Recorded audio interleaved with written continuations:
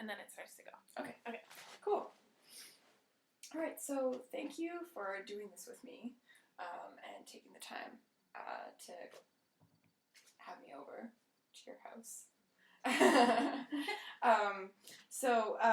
How are you feeling about this interview, first of all? Okay. Yeah? Yeah. Do you have any questions right off the bat? I'm going to cover a little bit about what it's about and stuff like that. But... Yeah. No? Okay. So basically what I'm going to be doing is I'm going to be asking you about a way that you express yourself creatively. Okay. And just trying to understand that role in your life and kind of what that does for you. Cool. Okay. What is one way that you express yourself in a creative way? Sometimes I paint. Okay. Yeah. Or draw, or art. I guess art is a way. That sounds great. Yeah. Mm-hmm. Yeah, I know a lot of people do express themselves that way, and it's a really great way to do that. So how did you get started doing different visual arts? Well, I've always drawn ever since I was a little kid. So I just always, I can't remember not drawing. And then I went to art college when I graduated from high school. Mm-hmm. So I learned a bunch of different ways to make art. And then I still make art. Okay. Mm-hmm. Yeah, it sounds like it's been very pervasive throughout your whole life. Yeah. Yeah. Yeah, I've always done it. That's great.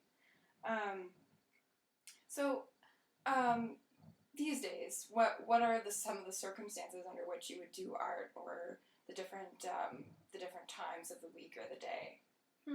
Yesterday, I drew comics in my bedroom. Oh, okay. All day. And yesterday I didn't have any work.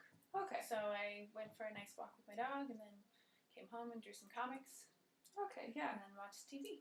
So just kind of like whenever you have some free time and stuff like that. Yeah. Okay. Yeah, whenever I have free time. Sometimes I do it when I'm stressed. Yeah. Mm-hmm. Yeah. But yeah, that's great. Mm-hmm.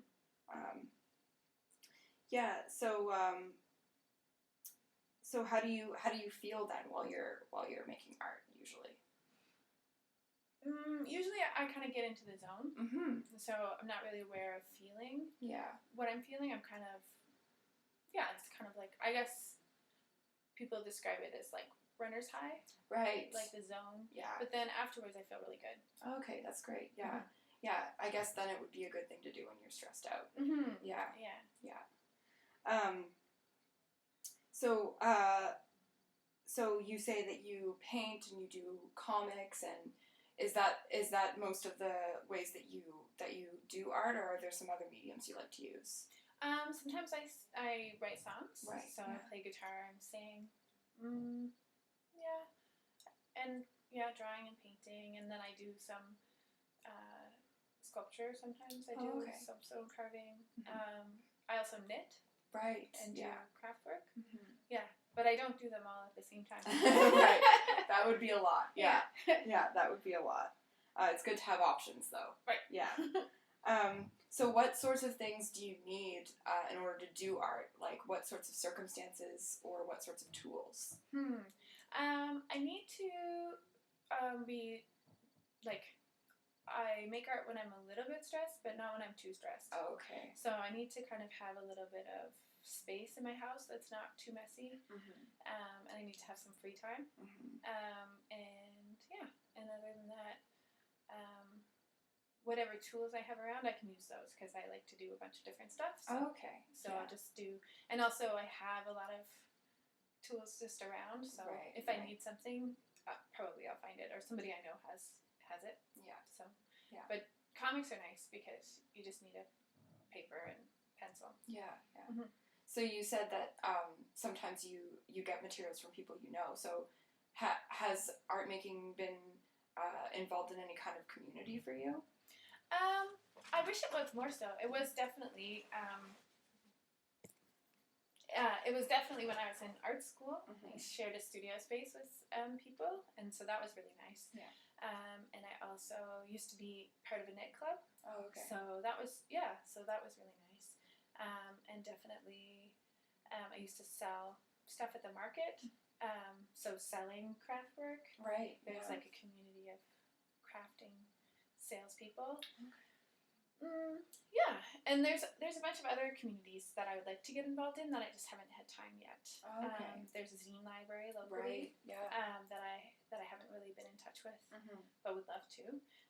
And there's figure drawing on Wednesday nights that I don't go to, but mean to every week. Mm-hmm. So for sure, it's definitely a way you can develop community. Yeah. Mm-hmm. Yeah. That's great. Yeah. So it seems like this is something that's really important to you. Could you say a little bit about the meaning of art making in your life? Yeah.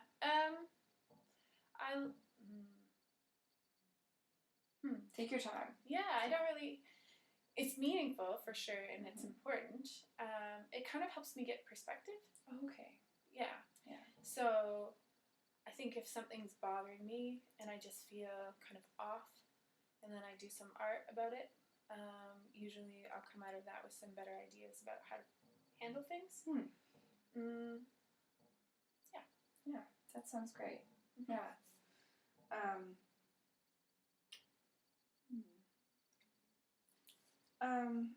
Is there anything, I mean, I know obviously you went to school for art and you learned a lot about art at school, Mm-hmm. but do you think that there's anything that you've learned from doing art? Oh, yeah.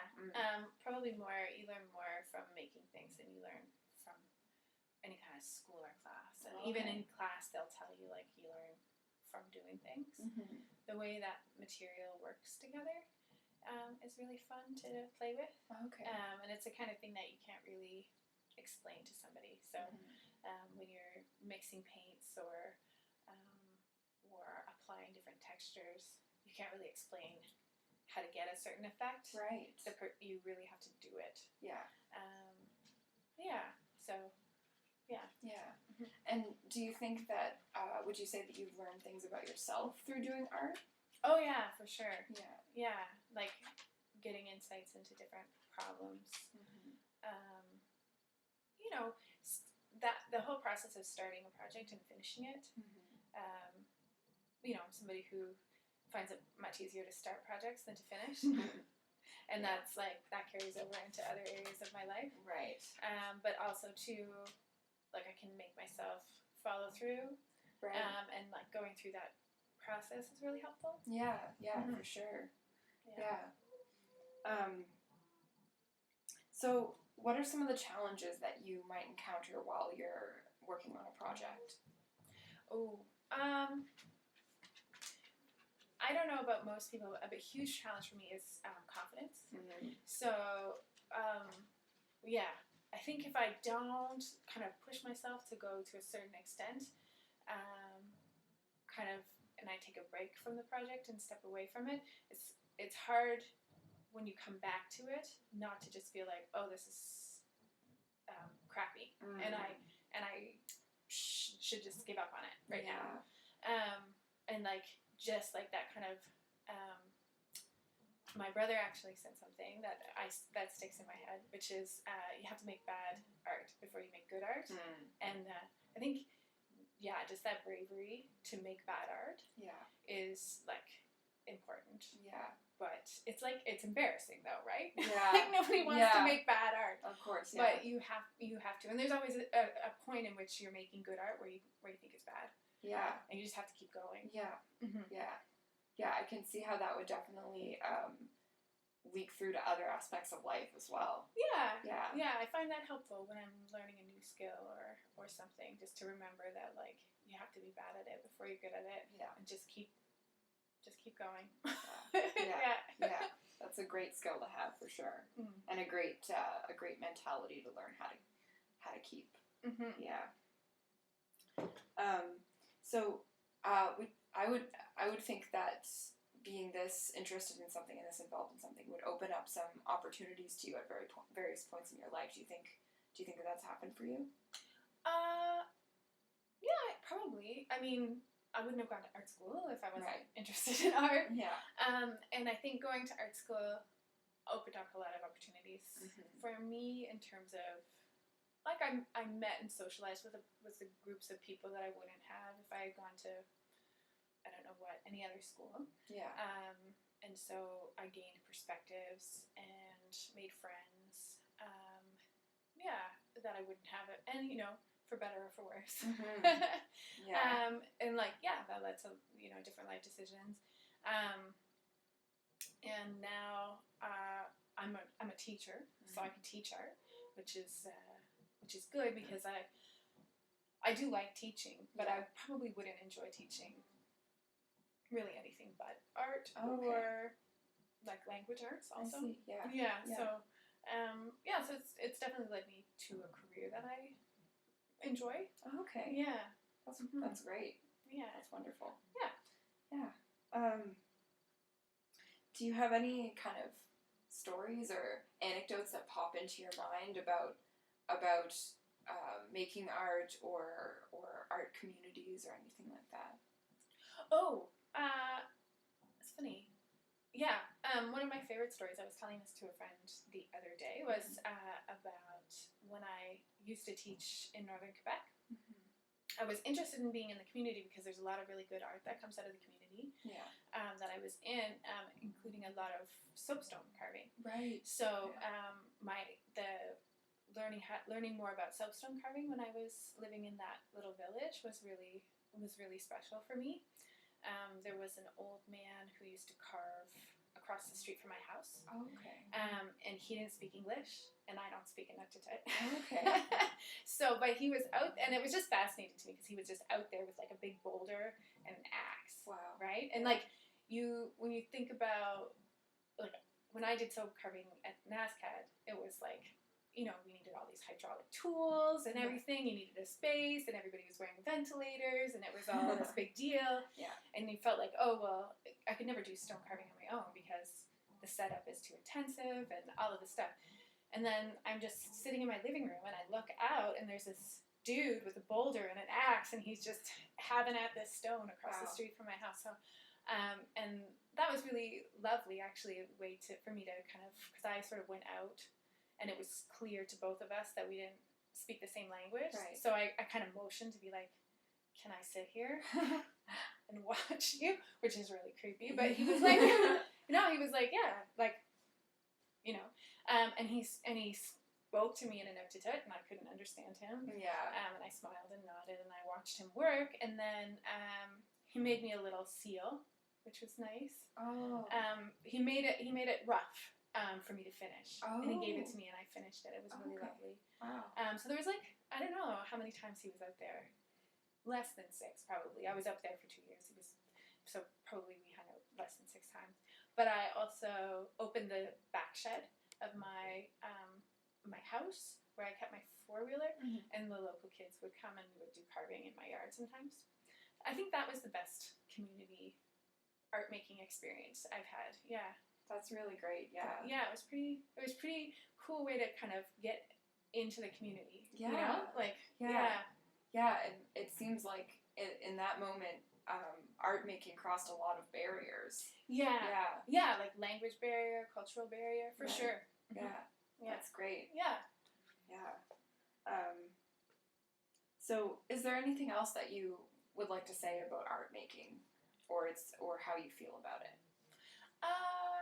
Yeah, the thing that I always say, like, because people are often talking about, like, in art classes, I always hear people being like, oh, I'm just not creative, or like, somebody's gifted, or, it's like there's this idea that you either have it or you don't have it, and I really think that's not true. I think that anybody can make art, and anybody can benefit from making art.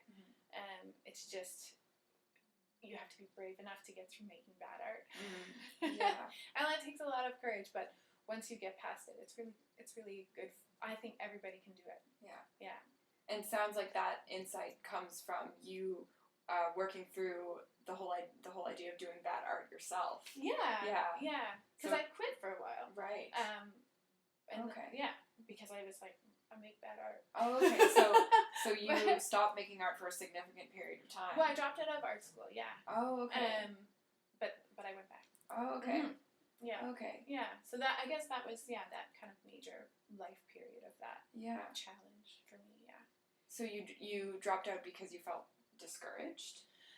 I dropped out because I had this professor who kind of asked the class what gives you the right to make more stuff, more crappy stuff. The world's full of crappy stuff. What makes your stuff not crappy? Oh my goodness. And just this question was very like powerful for me. Of like, that's a very good point. Yeah. And that I dropped out of art school after that class. Okay. For a good year and a half. Okay. And I thought, I should be doing something useful with my life. Mm-hmm. And I did a lot of volunteering, and I did some traveling. And then I thought, art is kind of useful to me. Mm-hmm. So, yeah. That's great. And then, so then you decided to reopen that chapter, I guess. Yeah. Or start a new one. Well, mostly I just wanted to finish what I had started. Okay. Because I had already put like 2.5 years down in my in my art school degree. So I wanted to just finish. That sounds a lot like what you were talking about with an individual piece of art. Even if you get discouraged, you just finish it. Yeah. Yeah. A BFA is a lot like a piece of art. Yeah. Okay. Well, thank you so much for sharing that with me and for taking the time to talk to me about it. Cool. I think I'm just gonna check the time here. Oh, that's perfect. Great. All right.